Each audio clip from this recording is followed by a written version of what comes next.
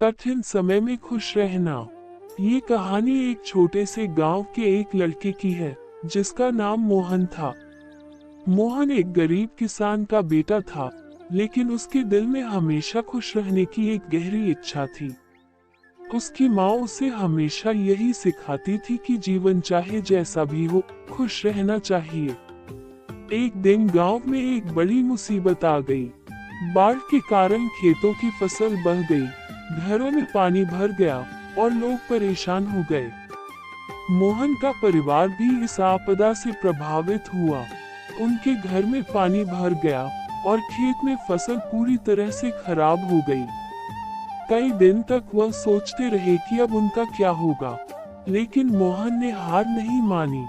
उसने माँ से पूछा, माँ, इस कठिन समय में हम कैसे खुश रह सकते हैं?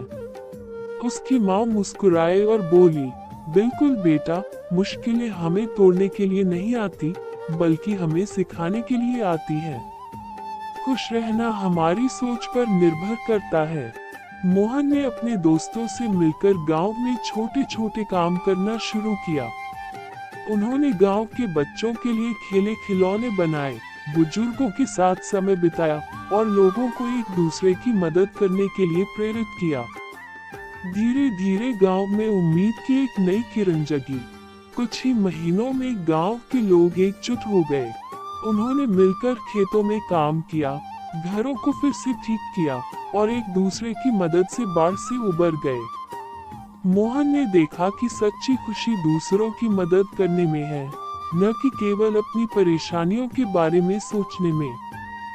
समाप्ति में मोहन ने सीखा कि कठिन समय में भी खुश रहना हमारे दृष्टिकोण पर निर्भर करता है।